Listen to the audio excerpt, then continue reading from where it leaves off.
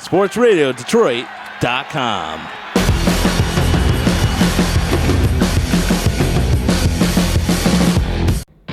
Let's go out and leave it all on the field. It's going to start with us. We got to make plays in order for us to win. All you got to do is do your assignment, nothing more. Let's go. Playmakers on 3. 1, 2, 3, playmakers. Matthew leans in, he's got it, wants to throw. Pressure comes up the screen, got it to Riddick. Riddick to 15, Riddick 10, Riddick 5, Riddick end zone! Touchdown, Detroit Lions! Here's Abdullah right side, got a hole. Abdullah 20, Abdullah 10, shakes the man at the 8, and dances into the end zone. Touchdown, Detroit Lions! The action fake, he's gonna throw. Rhodes does, it is picked up by Lions. Coming back the other way off the deflection. Glover Quinn, back to the house. Touchdown, Detroit Lions! 38 seconds left. Bradford's got it on third down. Sets and throws. It is intercepted. Darius Slay's got it at the 30. Slay inside the 25. Matthews got it. Looks right. Throws. Caught. Golden Tate. End zone. Touchdown, Detroit Lions. Barkley takes the snap. Back to pass. Looks. Rolling. Hit. Still alive. Now he's not. Going down. Sack. Back outside the 50-yard line. Kerry Hyder's got it. Backing up, looking for somewhere to go. Stafford's gonna tuck it and run. Stafford at the 5, 3, 2, 1, end zone. Touchdown, Detroit Lions. Oh, Matthew took it home. Lions SRD on sportsradiodetroit.com.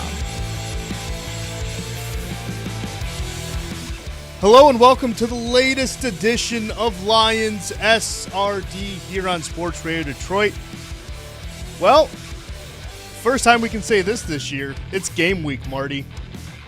It is game week. Got through the first initial week of training camp. We have some stories going on there, but you heard it last week.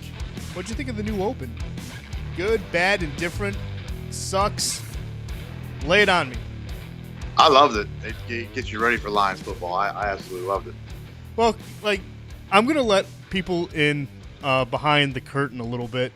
So we used the old Open, which you'll hear just a little clip of right here. Someone said football, so I come on. And we used that for, I want to say, a little over a year now, maybe if not longer. And, figured last year we did something different where we played highlights of the game of the week prior, as this is usually a weekly show.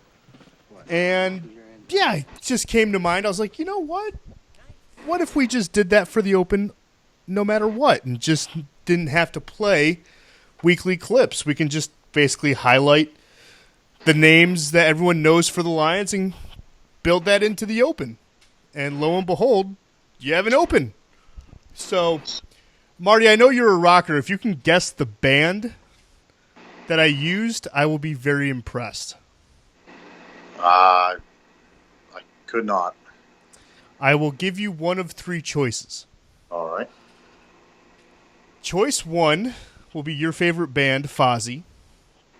Choice 2 will be 3 Days Grace. Choice 3 will be Seether. I'm going to go 3 Days Grace. Nope. It was Seether. Seether. So the song is Let You Down. I figure if anyone was a fan of it, it would be kind of like fun little irony there because, same old Lions let you down. So yeah. That's why again, kind of letting everyone in behind the production area of it, produced by this guy that's talking. Usually Roger does a lot of the production for Sports Radio Detroit, does a great job, but I like to bring out my tool belt, see what I can dabble with from here and there. But yeah, new Open, like I said, new season. This Open's probably going to stay around for a while. But yeah, outside of that, like I said, game week. On Sunday, the Lions will play the Colts. They're actually, I believe, going to travel down to Indy, I want to say, on Thursday or Friday and begin joint practices with the Colts. And, yeah, I mean, it's exciting. Did you spend any time last Thursday watching the Hall of Fame game at all, just to get some football, in front of your eyes and in your blood, or no? I watched a little bit of it, but not very much. I think I watched a couple series. That's fair. That is completely. I don't know what it is about me. I like seeing guys compete. Like, it's just something, at least for me personally. Like, I knew, granted, the starters weren't going to play, but I didn't care. You know, you could see former Lion Kellen Moore, who still, I have no idea how he's on an NFL roster. And people say that I hate Kellen Moore. I don't hate Kellen Moore. I like Boise State Kellen Moore because that guy was fearless. NFL Kellen Moore, my goodness, the guy is not good. It's like Tim Tebow, Florida, and like, you know, I don't know. Jets, Patriots, hell, even Broncos version of Tim Tebow. It's not the same, guys. So, like, yeah, I don't know, but just seeing everyone, like, competing, it was fun. You know, hearing Al Michaels back on doing play-by-play was fun as well. Seeing Blaine Gabbert come out of nowhere and go 11 of 14 was weird. Yeah, I even said that on Twitter. I said, you know, I know it's only preseason, you know, they're playing the backups, whatever, but the offense really seemed to agree with Gabbert. Maybe he plays his skill set. I don't know, but he looked like a first-round pick. Yeah, I was going to say, for a change, he finally did look like a first-round pick. And I don't know, part of me, too, I don't want to get into it a lot, but part of me just wonders, because a lot of people were shocked when the Cardinals signed Gabbert. People were like, well, what about Colin Kaepernick? You know, what's going to happen with him? It's like, I don't know if Colin Kaepernick would look that good against twos. Because, I mean, last year in the preseason, he didn't look that impressive, but he also has his moments, still looking for his job. Jay Cutler has a job reuniting back with Adam Gase. That was kind of funny because it was all led by his wife, Kristen. Kristen's basically like, no, don't stay home. Go down to Miami, work, do something else. Because it seemed like he got domesticated really, really quick, Marty. Yes, yeah, you're right. It did, and it's funny because like everybody was, you know, the Twitter storm as people know happens. Oh, I can't believe he got signed before Kaepernick. I can't. Listen, Cutler has proven to be serviceable. He was actually really good his first few seasons, and then something went wrong. Like Kaepernick had half of a good season. Right. He just happened to ride a phenomenal defense and a strong running game. Not that he didn't play well. He did. I'm not going to, you know, I'll give the devil his due, but, you know, Kaepernick's a bum. And I think that's one of the main reasons he's not signed. Well, and also in all fairness, you know, Adam Gase and Jay Cutler have worked together in the past. So there's that familiarity. And when you're in camp, when you lose a starter, if you think a guy can put you over the edge with that familiarity, that's basically it behind the signing. But, yeah, it was just funny because, like, I don't – like, obviously, Marty, you're married. You have kids. You know, you are a family man. When was the first time you, like, kind of thought to yourself, man, I got domesticated fast? Well, like, I was raised in a feminist household, so I would say right around the age of 6. Okay, so there's got to be a story there. When did you realize it then? As 6-year-old Martiphilus, when did you realize you were domesticated? Probably when I was a kid sorting laundry. Oh, okay, no, that's fair. As completely, I only ask because I just had a picture in my head. Like Jay Cutler was just sitting on the couch, like not really doing anything, maybe reading some NFL news, prepping for his Fox Sports announcing job. He kind of puts it down. He's like, you know what? Hey, Kristen, I'm bored. You want to? I don't know. You want to go antiquing? And right then and there, she's like, "Oh no! We're not doing that. You're getting back in the league, Jay. This is not the Jay I married. We're not going antiquing. You're throwing a football." Like that's like the entire thing. I totally just envisioned in my head. Like right when he was retired, like he was done. Like he just got domesticated. He was all about being a dad, all about only working really maybe 3 days out of the week, and that's it. I totally think he was, bought hook, line, and sinker being domesticated. Because for me personally, granted, I've never had a live-in girlfriend yet, but I turned domesticated right when I got into college. Because that's when you have to, I would cook for myself when I was in high school. But you have to cook for yourself. You have to do your own laundry. You have to clean your own house. That's when I was just like, man, I got domesticated fast. It was literally, I want to say about a month into my freshman year in college. So that would have been, what, 2004? September of 2004? So I've been domesticated now for 13 years, Marty. It's crazy. Well, I was getting married a year after you got domesticated, so. I am sorry. No, kidding. I'm totally kidding. I'm envious of you. Anywho, we're here to talk Lions, obviously, as we kind of ranted there for about 5 minutes or so. But something that's been interesting, if you've been fortunate to attend any of the open practices, which I don't know, I thought it was weird that they scheduled a lot of them during just the week. There was the family day on Saturday this past week, but a lot of the practices were just like Tuesday, Wednesday, Thursday, really odd days that if you wanted to take your kids, you had to take a day off of work to do so. And granted, there was a lot of really, like the atmosphere, apparently there was a Plinko game. There was a lot of different things for fans to do down in Allen Park, which is great because even Ian Rappaport, when he was there, said that the whole environment for the Lions feels changed. Everything about the organization seems just brand new and just different from years past. And we've talked about that, obviously. But I don't know, it felt weird that the open practices were just during the middle of the week. They didn't want to open up like a Friday practice, like multiple Friday practices or, Saturday practices or anything like that. It just, I don't know. It was really, really weird. And I don't think they properly took advantage of it. But like I mentioned, for the family practice at Ford Field, they obviously got to showcase Ford Field with, a lot of the oohs and ahs that they've updated. And a lot of people said it looks great.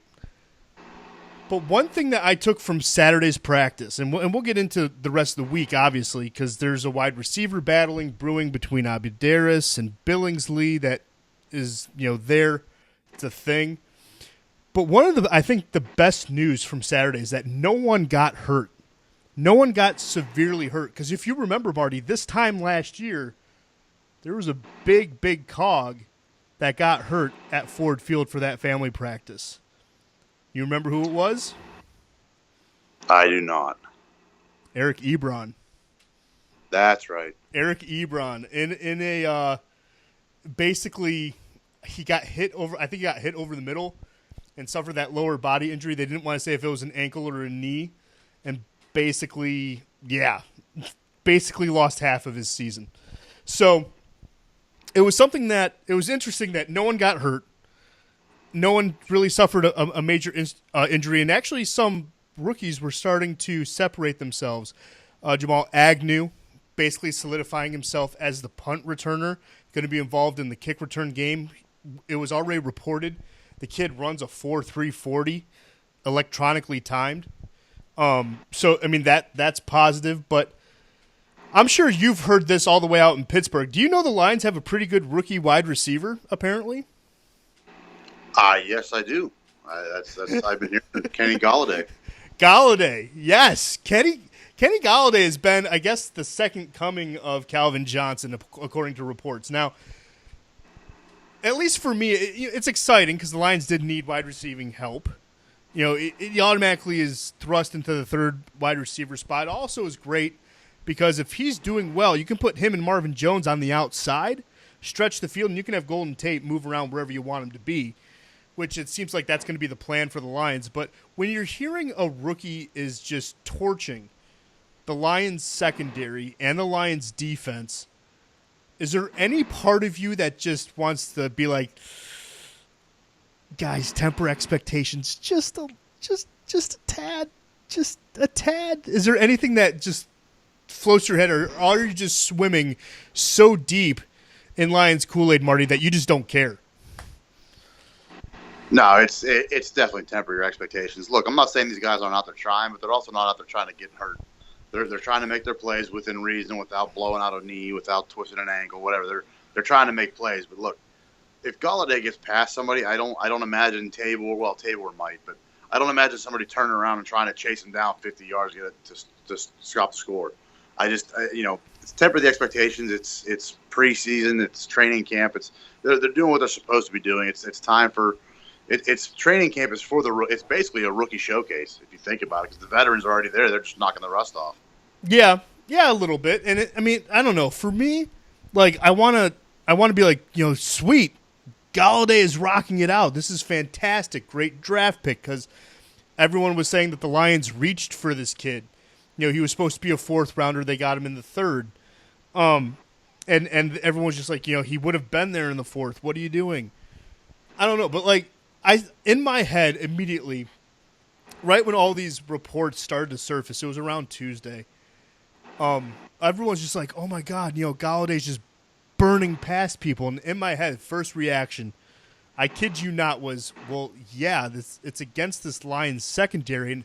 And someone, who works in the business basically fired back. He's like, well, that secondary's pretty good, actually. And I thought to myself, I was like, we're talking about the same secondary that made backup quarterbacks look like perennial Pro Bowlers. I mean, Matt Barkley looked good.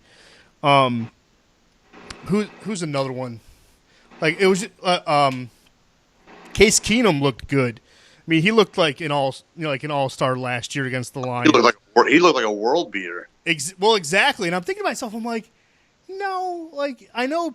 Obviously, if you want to include, the linebacking core covering people, that's something, because yes, tight ends abused the linebacking core, but that secondary got abused on its own accord too. So like, I don't know. That's why like when I hear all these things about Kenny Golladay just, being not only this really, really potentially stud wide receiver, but he's also making plays in the red zone, at 6'4", and I'm just thinking to myself, I'm like, I need to see it. And I'm not even going to get excited in preseason games. I need to see it week 1 through week 4 and beyond, because once there's tape on you, that's when you're going to know how good you are. And this is why I temper it, because we even talked about it last episode. Marvin Jones was great the first 4 games. And you can even argue it was the first 3 games he was good. He just really was good in garbage time at Green Bay in week 4. And that was why like all of his numbers got inflated. After that, he disappeared for weeks on end. So, once everyone kind of figured out how to basically block him and scheme against him, he disappeared. And he's a good route runner. That's the thing. Marvin Jones is actually a really good route runner. He's a guy that will break off a route and run it crisply, and when he has to break, he breaks it right when he's supposed to. And that's why I'm just thinking, I'm like, this Golladay hype cannot be real, at least not yet. I mean, people can get excited, and rightfully so, because there's also hype around Darren Fells. I mean, he's a guy people just thought was going to be brought in just to block, and apparently he's making plays with his hands, Marty.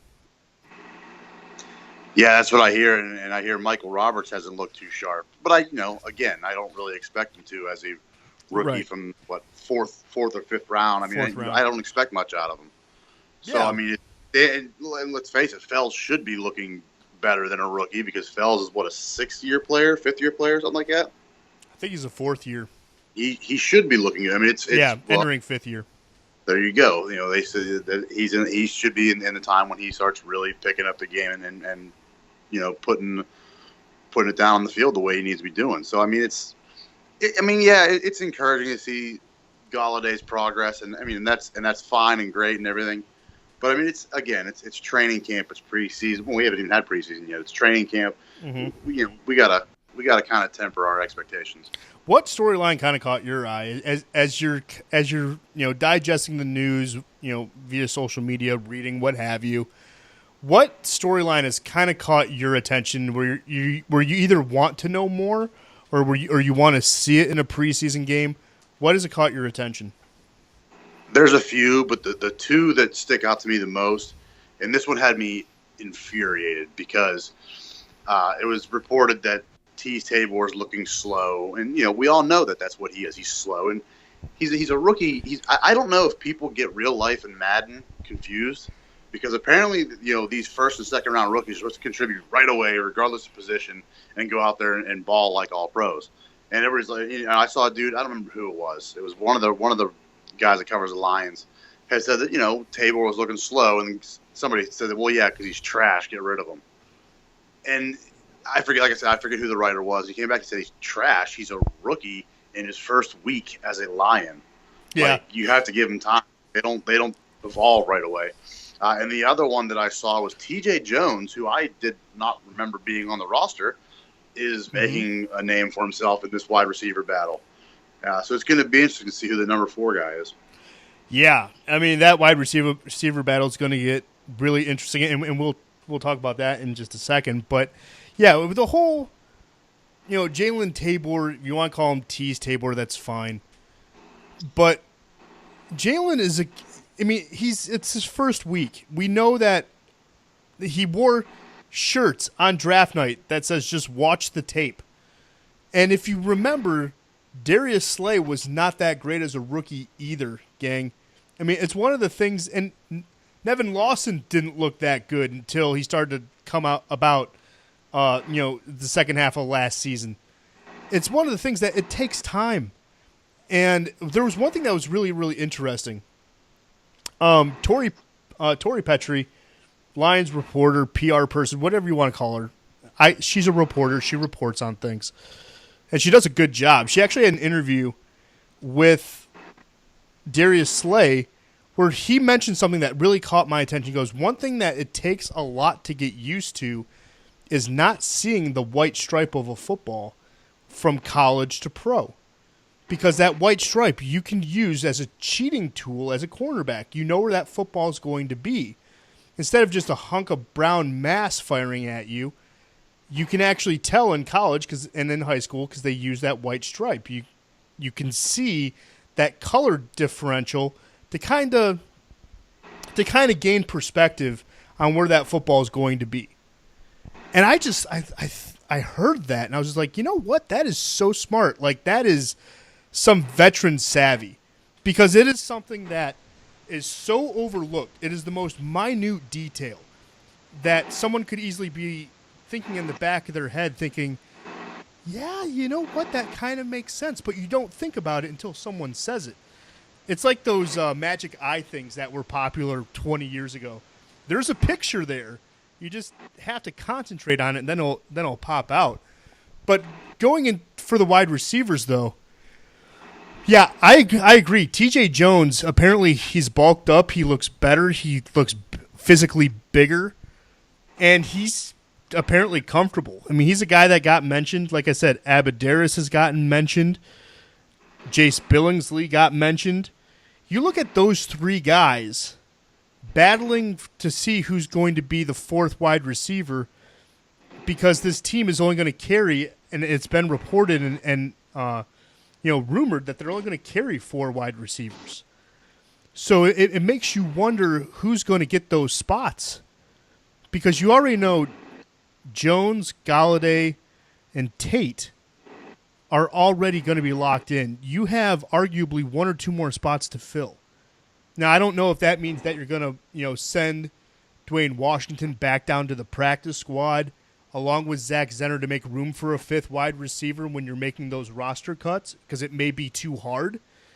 But it's just it's something that's interesting, because I know, Marty, it piqued your interest when Abadaris was picked up before, like, basically the start of the NFL season, when you could start picking up guys to see if, if there could be anything there.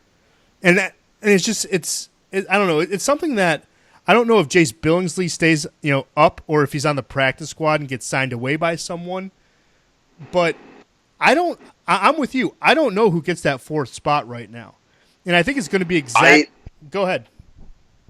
Here's why I was excited about the Abadaris. I watched him in Green Bay. I want to say it was two, maybe 3 seasons ago. Mm-hmm. Jordy Nelson got hurt. I forget the other guy, but like all their guys got hurt. Cobb, everybody was getting hurt. Abadaris was a wide receiver 2 in that offense for like 4 weeks, and he lined up inside, he lined up outside, he did everything. He blocked. he did everything, and he's not a burner. He's not a speed guy. He's a possession guy. He's going to help move the chains, but he has a little bit of quickness to him.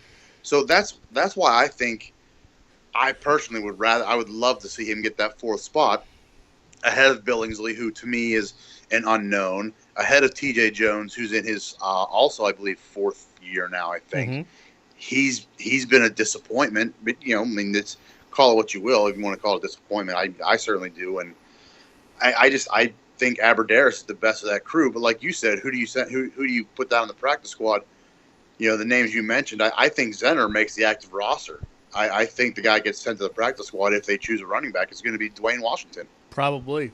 No, yeah, and it's something too that just when you're thinking about it, I don't know. I don't see Billingsley as a guy that sticks around. I just don't. He's a guy that you still need to see more of him.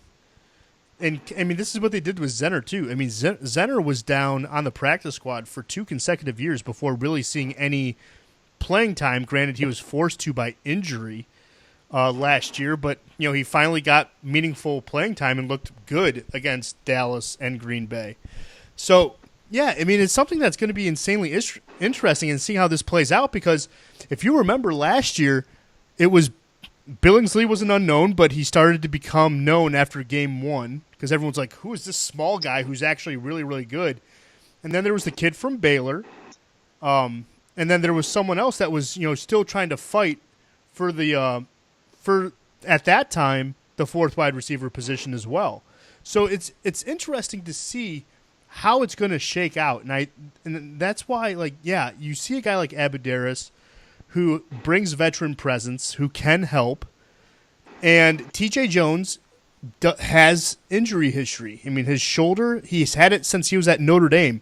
He's had shoulder issues when he was there. He's had him as a pro, because that's why Corey Fuller played more than he did. Now Fuller's now with the Saints. So it's something that's definitely going to be interesting to start watching on Sunday, is how this wide receiving core is going to basically play out. Because as of right now, you have 90 men on the roster. You got a couple of weeks, then it gets trimmed down to 75. And that's where the fun really lies. It's going to be interesting to see how that shakes out. And obviously, I know we're going to be talking about it because we talked about it not ad nauseum last year, but I mean, we gave it, pretty fair review, and it was necessary, to be honest. But what was another storyline that kind of stuck out to you outside of those two? Was that pretty much it? Because there's one for me that, and I know you shared an article with me, which I did see, and a lot of people on Saturday were basically ripping their hair out because of it. The only other one I saw that stood out is the high marks that Jared Davis has been getting. They said, I haven't seen one negative thing. Yeah. They said he's instinctual. He's near the ball. I guess he's dropped an interception or something like that. But I mean, he's a linebacker, right? But they said he's been everything they've needed him to be. So I mean, that's one of the things I was really excited about. Yeah, and one thing too that a lot of people aren't really talking about him, but he's shown apparently flashes. Antoine Williams has shown to be getting his name out there a little bit, mentioned in practices. So.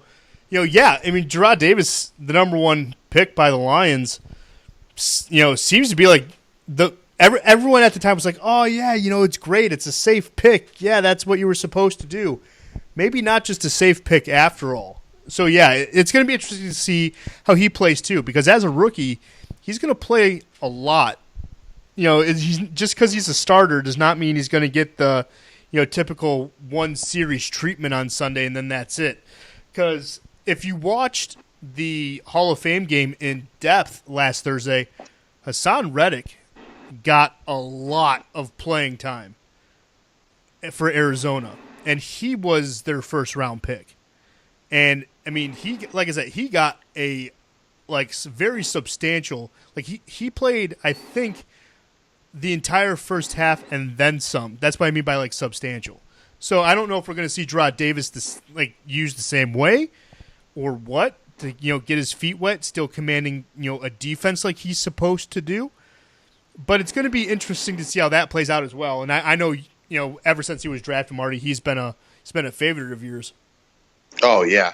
I mean, I didn't get to see a whole lot of Florida games, but the ones I did see, he was always around the ball. Mm-hmm. He, and you start hearing around draft time, you start hearing names, you kind of do a little research, and he was, and I'll go to my grave with this. I was saying either him or T.J. Watt. I wanted one of those two guys, and I always wanted Davis more because we needed that inside linebacker presence. We haven't had a legitimately good one since Spielman. I mean, we haven't had that linchpin. I mean, everybody else has been mediocre or injury prone. I mean, DeAndre Levy was a beast when he was on the field, but he could never stay on the field. So I mean, Jared Davis is a guy that I've had my eye on for a while, and I was when they made that pick, I was pretty much doing cartwheels.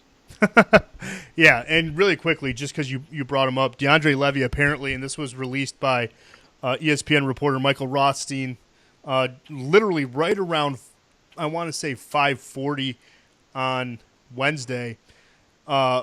Basically, he's filing for an injury grievance, and basically, if you don't know what that means, essentially, what a grievance is him saying, "I am not healthy. The Lions said I was healthy, and then they cut me." So he's gone, and when you're talking with injury settlements throughout the league, you usually have the team doctor, which every team will swear by and follow their opinion to the grave, basically, and to the letter that they say. And then you have the right of second opinion. So the team doctors, right before the start of the league year, said, "Yep, you're fine, you're healthy, we cleared you," and then the Lions cut him. Well, second opinion, and actually now it appears, if you read the article, third and fourth opinion has shown DeAndre Levy is not healthy at all. He had to have surgery again. He's had multiple surgeries on his knee. He can't get up and down stairs. It's just when you read it, it's very, very heartbreaking, and it seems like, I mean, it doesn't seem like he's going to file that grievance, but it seems like he's going to try to get maybe, the full year that he was going to get for his salary. Because usually how the injury settlement works is, let's say like right now in training camp, Marty, you tear your ACL, unfortunately, and you're in the twilight of your career. So I, as the general manager, and would work with your agent, and we know roughly recovery time is 6 weeks. So I would say, okay, fine, I will pay you 6 weeks of what your salary would be. But if you get your second opinion and that doctor says, well, Marty's knee is actually not going to be healed and ready to go in 6 weeks, it's going to probably take 8 to 10. And then they would bring that information to me. I'd be like, well, yeah, but we say 6 weeks, and then your agent would be like, well, what about, can you give us 7 or 8 in the game check department? And I'd be like, yeah, we can go with 7. And that's where you get the injury settlement. So the fact that the Lions have essentially basically done this guy wrong, and it looks bad. If you want to have something to be upset at this organization on, because if you're looking for any of us on this podcast, because I'll be quite honest and quite frank with you, I'm not going to let Marty talk about it. If you're looking for something to get mad at with Calvin Johnson visiting other training camps, if you want to take on that because you think Calvin Johnson was done wrong by this franchise, look at DeAndre Levy. If you want to see how terrible of a business being an NFL player is, right or wrong, look at DeAndre Levy. He's a better case for it. Granted, yes, Calvin Johnson was banged up, so the Lions asked money back, and we all know that story. But I feel worse for DeAndre Levy than I do for Calvin Johnson. DeAndre Levy cannot get up and down stairs, guys. He literally is having a hard time moving and even rehabbing, even though teams are calling him to be like, hey, what's your health status like? And he's like, the doctors still say I'm not healthy. I need another year off. And he even says in the article how frustrated he is by it. That's where we are. I mean, the NFL, they always say it's a business. And you want to look at like the CTE studies that the NFL has tried to squash. Even when the concussion movie came out 2 years ago, how the NFL wouldn't even allow ads for that movie to be shown during football games. You want to see how cruel of a business the NFL really is and what they're really like, what their true colors are like? Again, just look at DeAndre Levy. Because, again, if you're looking for a Calvin Johnson rant, you're not going to get one. Not here. Maybe on the road show on Saturdays, 9 to 11 on crbradio.com, on demand here at sportsradiodetroit.com. If you want to rant, go there. Because we're not going to give you one. Because Calvin Johnson rightfully retired. I don't care that he's visiting other training camps. I know, Marty, you probably don't care either, right?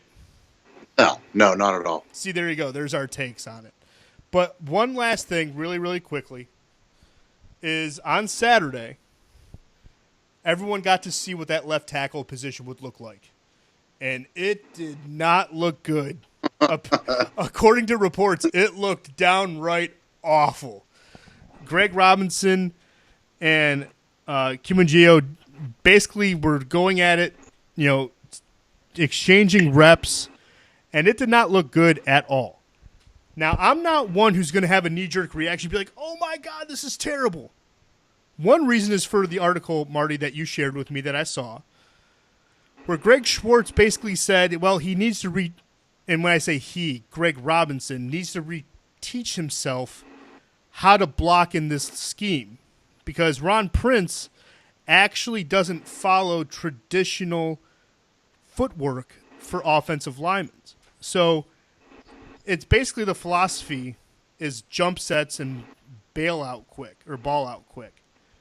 and then uses run blocking, which you're just exploding. So it's something that's what Greg Robinson is going to be better at if you ask an experienced NFL lineman like Jeff Schwartz, but it's something that's going to take time. It's something that it's not going to be solved in a week.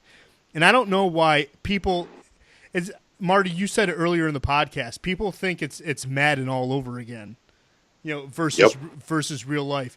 This guy, I would be shocked, and I say this with sincerity, I would be shocked if through the preseason the left tackle situation was nailed down. I am serious when I say I don't think it's going to be settled until at least week 2 of the regular season. So that means that we have still about 6 weeks left of this. Granted, that's 6 weeks on top of the week and a half that they've already had. So we're looking at 7.5 weeks. Coombe and Gio could overtake Greg Robinson in that time because Robinson has to reprogram himself, basically, which it seems like that's what he's doing, and he's having mental mistakes, which rightfully so. You have to retrain yourself and retrain your footwork. But that's something that I just saw on Saturday and throughout the week that people were just going insane about. I know for the very first practice, they had one of the undrafted rookies out of Toledo. His name's Storm North. Yeah. He started at left tackle and got first team reps. Now, if you're just looking for common sense and where Warder finds its level, when a team brings out an undrafted rookie and says, hey, let's see what you got over there, you know that they have no idea how this thing's going to shake out. Because, again, Robinson's reprogramming himself. Kimagio's getting healthy and he can step in. Dahl has played left tackle a little bit already in training camp. He's also done it in OTAs. This position is not going to be settled anytime soon. Marty, when do you think, or when do you hope that the left tackle position starts to solidify itself and actually seem like how right tackle was for the last 5 years and not a revolving door? When do I hope? I hope by the end of preseason. When do I think it's? I think when 68 takes the field and he's not on the PUP list anymore is when it legitimately gets solidified. Decker's a big loss, and there's a reason Robinson was cut. There's a reason Quangio was cut. There's a reason Storm Norton got starting reps. I mean, it's those guys are not they're not. I don't want to say they're not good, but I can't think of any. They're not good starting left tackles. There's a reason that those guys were released and signed cheaply as free agents. Mm-hmm. It's not hard to figure out. The good thing with that though is we have a couple guys that are out missing time. Apparently, and this was Ben, you're gonna kind of puke because this is my Penn State guy. Apparently Zettel. Oh, I love Zettel. Zettel's fine. I hate Hackenberg because Hackenberg is broken garbage. I like Zettel. Zettel's my guy. He's from Michigan. We're okay. He's from West Ottawa. It's okay. He's all right. Apparently, he put a spin move on. I want to say it was Quangio. I don't remember the exact article, but he put a spin move that left the tackle flat-footed and got to the quarterback dummy, and he just made the tackle look foolish. So I wouldn't be surprised to see Zettel helping these guys in just by flooring them and embarrassing them, helping them get better that way too. But I don't know. I don't think it gets settled until Taylor Decker's back. Then I really don't. And that's if he's back at all. I mean, that's the thing though too. Right. I mean, I said on this podcast, and I'll say it again. I use this entire year as a redshirt year for Taylor Decker. Unless you are really close to a playoff team and you need him in the last 4 weeks of the season, I let that guy's shoulder heal 120%. I'm talking like Henry Rowan Gardner, rookie of the year type repair, where the tendons might heal just a little too tight. I want to make sure this guy can throw a fastball from the outfield type healing. And I'm obviously joking a little bit, but I want to make sure that my franchise left tackle is, like I said, 110%. There's no way he can re-injure. Because in my mind, I look at Charles Rogers, a guy who had a broken collarbone. Granted, it's kind of slightly different, but had a broken collarbone and literally was never the same player again because he was rushed back. And basically, within a year or two after that, played himself out of the league. He got bulked up and never was the same ever again. So, I honestly think with the left tackle position, Marty, I honestly would not be surprised if it literally is half of the first quarter, Greg Robinson on Sunday. Second quarter, it's Quangio. And then after that, use the half to use whoever you want. And then in game 2, it's the exact opposite. It's Quangio first, and then Greg Robinson. And then that way by, what they call the ultimate dress rehearsal, game 3, you have an idea. And you better have a good idea by that point of who's going to be your left tackle. Hopefully it's Robinson. Hopefully it's, Quangio. Hopefully it's somebody at that point who actually looks comfortable and looks okay. Because if not, if it looks worse by week 3 of preseason, buckle up, kids, because the Lions are going to have a top 10 pick, and you know what? It might be another kid out of Penn State named Saquon Barkley. You have no idea, because it is something that is going to be awful. I mean, downright awful. So, outside of that, Marty, is there anything else that you wanted to touch on really quick or anything like that? No, that was about it for me. Are you excited for Sunday? Are you going to watch it on NFL Network Live, or are you going to catch it tape delayed? I don't know. I don't know if it's is that going to be shown nationwide on TV, or am I going to have to catch it on tape delay? I think it's going to be nationwide on NFL Network at 1:30. So, because I will try to catch it. I was going to say the NFL Network has been promoting, basically that they're going to show all 69 preseason games, in which they have in the past. So, if you're a football junkie and you want to watch that, you can. One final thing. I know you're not the biggest person when it comes to this, but Hard Knocks comes back tonight. Tuesday night. It's going to be fantastic. It's going to be fantastic. 10 o'clock, HBO. It's going to be sweet. Hard Knocks is back. Because I know, like, the Lions kind of do their version of Hard Knocks. It's called Inside the Den. It's actually really well produced. They had their first episode this past week. So that was nice and interesting to watch. It's really kind of cool to hear Matthew Stafford talk about his little 9-year journey in the league, which, we're still waiting for that contract to be decided, which probably won't be decided now. And they're saying it looks like it probably won't be decided anytime soon, as both parties are very far apart. But it seems like, at least in that, beginning of that inside the den, seems like Stafford doesn't want to be anywhere else. Maybe he's just a really good actor. Who knows? But it's something at least worth checking out. Have you checked out any of that stuff, like All or Nothing on Amazon or anything like that? I have not. You get NFL Network though, right? Oh yeah. I was gonna say, have you caught like previous seasons of Hard Knocks on that, or no? No, I have no interest in watching that. Why? I'm curious. I'm curious. I don't know. I don't know. I just have no interest in watching it. Interesting. I don't know. It just, at least for someone like me, like I am all about that. Like, I am seriously all about the inner workings of, building and not building a team, how that works, the whole cut process. Guys that Hard Knocks features that, are, undrafted free agents that actually earn a roster spot.